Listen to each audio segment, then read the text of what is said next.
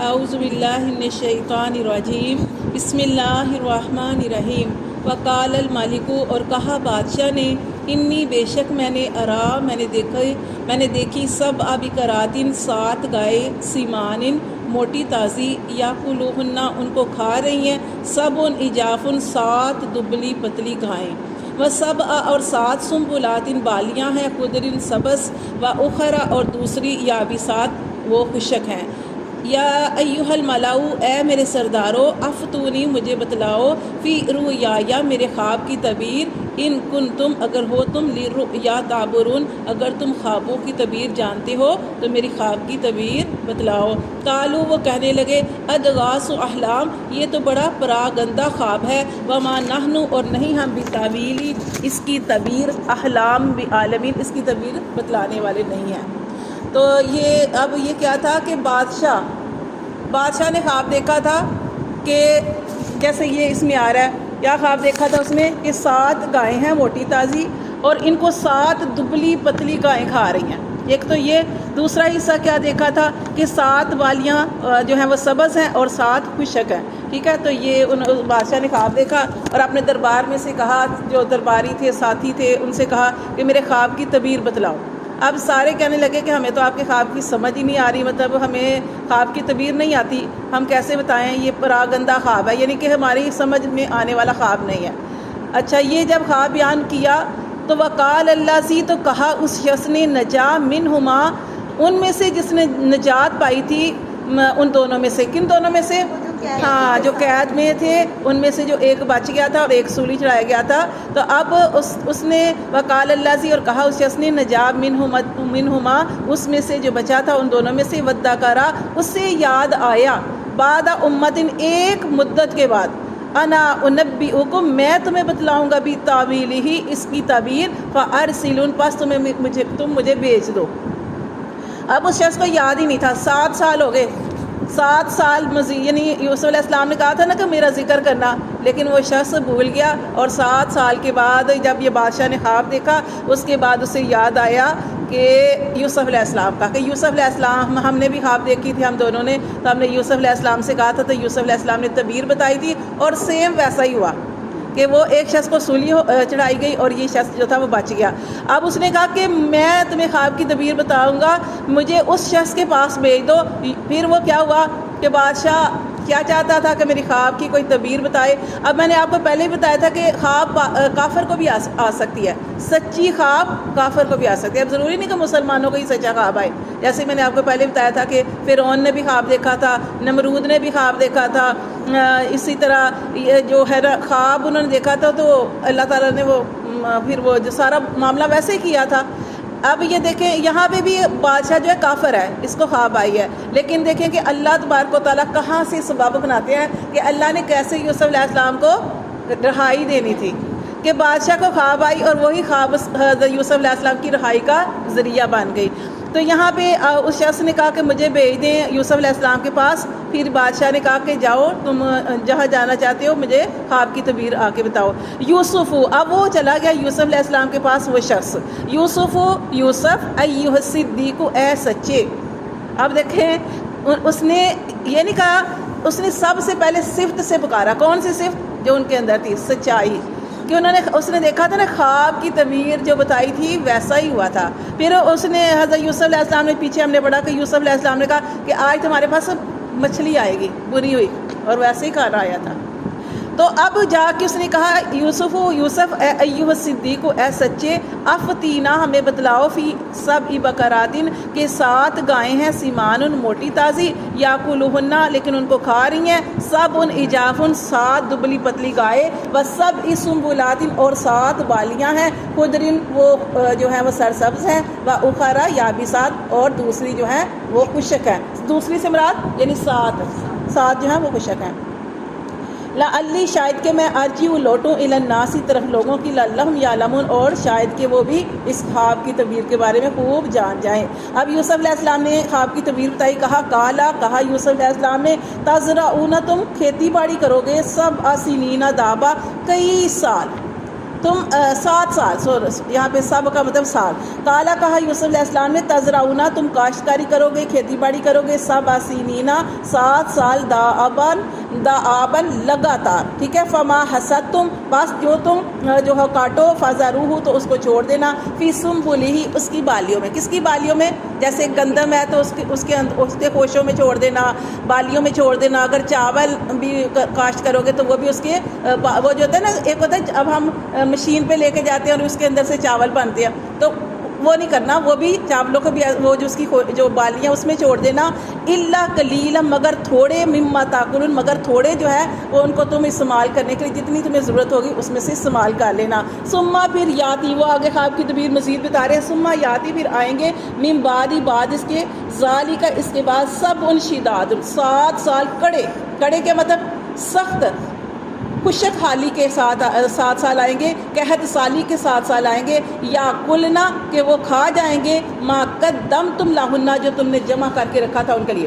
یعنی سمجھ آ رہی ہے خواب کی کہ 7 سال سخت آئیں گے. پہلے تم نے کاشتکاری کرو گے، تمہیں بہت ساری فصل حاصل ہوگی، اس فصل کو تم ایسے ہی چھوڑ دینا، لیکن جتنی تمہیں ضرورت ہوگی اتنی استعمال کر لینا، باقی چھوڑ دینا، ہاں سنبھال دینا. اس کے بعد انہوں نے کہا کہ وہ 7 سال بڑے سخت آئیں گے، اتنے سخت آئیں گے کہ اتنی قحط سالی ہوگی، ہر طرف سے قحط سالی ہوگی.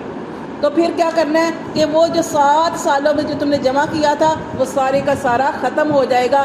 الا قلیلا مگر تھوڑا، مما تحصنون جو تم بچا لو گے. ثم پھر یاتی آئیں گے، من بعد اس کے بعد، ذالکا اس کے بعد، عام 1 سال آئے گا. اب خواب اتنی تھی، خواب جو اتنی بتا دی گئی نا وہ اتنی تھی، لیکن یہ جو آگے بتایا نا ثم یاتی من بعد ذالک عام، پھر اس کے بعد 1 سال آئے گا. فیہا یغاث الناس کہ اس میں خوب بارش برسے گی لوگوں پر.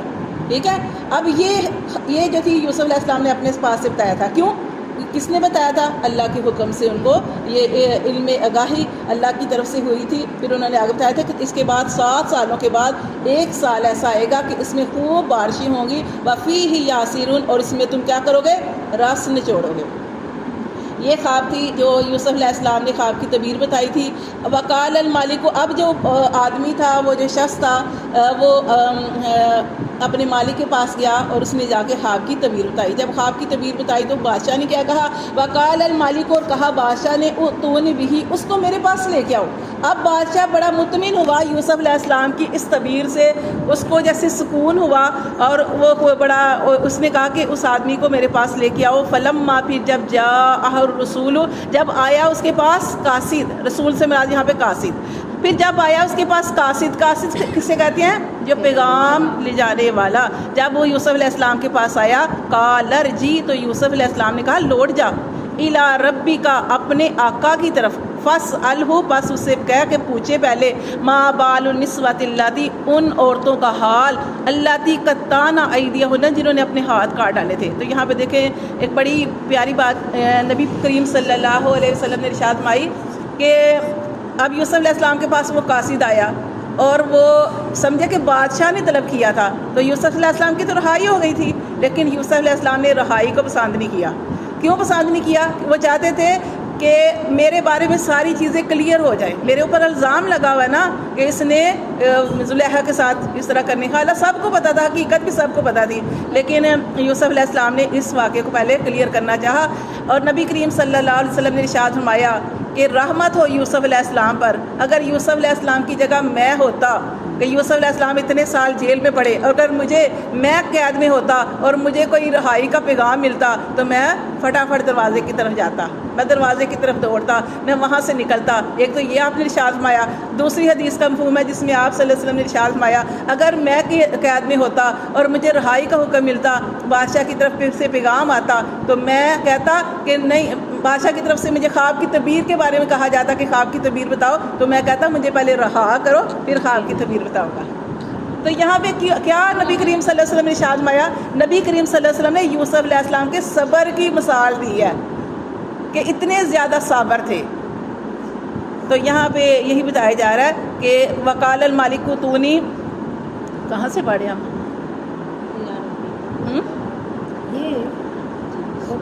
اچھا ٹھیک ہے. وقال المالک اور کہا بادشاہ نے اوتونی بھی اس کو میرے پاس لے کے آؤ. فلما پھر جب جاء رسول آیا اس کے پاس قاصد. قال ارجی تو اس نے کہا کہ لوٹ جا الی ربی کا اپنے رب اپنے آقا کی طرف. فاسألہ تو اس سے پوچھو ما بال النسوۃ اللتی کیا حال ہوا ان عورتوں کو قطعن ایدیہن جنہوں نے اپنے ہاتھ کاٹ ڈالے. ان ربی میرا رب بکیدہن ہنہ کی مثال اور ہنہ کسے کہتے ہیں عورت کی طرف جاتی ہے کہ بے شک میرا رب ان عورتوں کے مکر کو علیم خوب جاننے والا ہے. اب ایک عورت نے کام کیا تھا جس نے زلیخا نے, لیکن اللہ تعالیٰ نے یہ یوسف علیہ السلام نے اس کا کیلی کا نام نہیں لیا.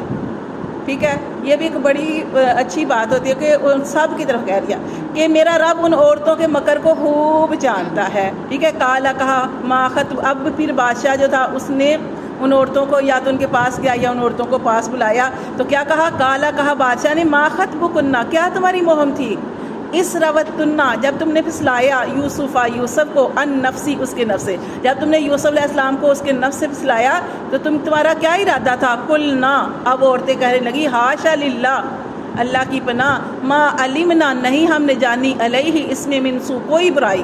عورتیں دیکھیں پھر وہ ان کی سچائی کی گواہی دے رہی ہیں کہ ہم نے ان کے اندر کوئی برائی نہیں جانی. قالت امرأۃ العزیز الآن کہنے لگی اب عزیز کی بیوی, عزیز کی بیوی تھی, وہ کہنے لگی اب حس الحق کو اب واضح ہو گیا حق, حق جو ہے وہ ظاہر ہو چکا ہے.